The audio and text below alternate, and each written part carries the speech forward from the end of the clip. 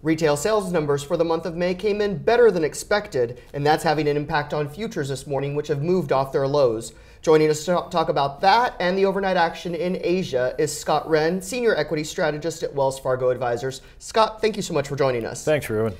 So we did get the retail sales numbers, the headline number coming in better than expected, excluding autos coming in line with forecasts. What does that tell us about how the market might react today? Well, I think overall, the market's happy to see better than expected headline number. But of course, they're going to look at the core retail sales. They're going to look at the ex-auto sales.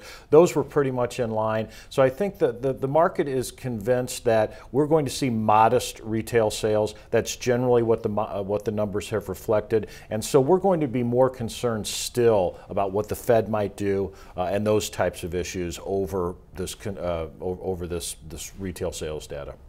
And so we also got the initial jobless claims weekly numbers today, coming in better than expected. We've seen these numbers kind of seesawing back and forth. What does that tell us about the jobs picture in the U.S. going forward?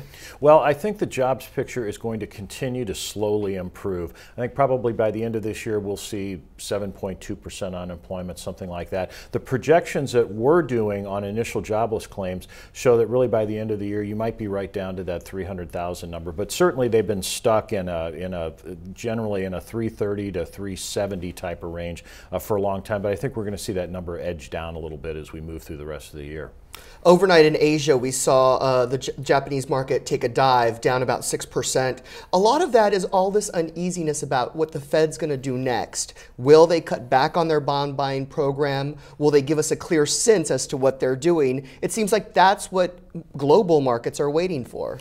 Well, I think the global markets are definitely waiting on that. I think this uncertainty from the Fed, some Fed governors saying, we're going to start tapering at the next meeting. Others saying we want to keep it in place for the foreseeable future. That's really probably one of the reasons why the market's pulled back and why there's been more and more volatility. So I think we need some clarity from the Fed, but also the Bank of Japan. It's the market wants them to take more steps, even though they've taken some pretty big steps, but the market wants more. So I think it's a combination of the Bank of Japan and certainly what the Fed's been, well, not telling us they're going to do, but the confusion over what they might do next.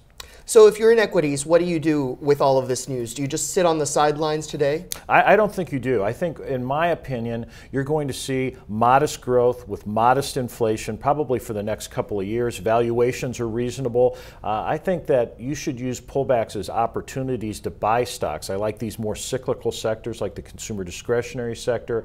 I like industrials are starting to look better. Technology, materials, some of the things that have performed well over the last 8 weeks, but if you look from the November lows until about mid-April, they didn't do very well. But I think the pattern of cyclical outperformance is going to be in place for the next couple of years.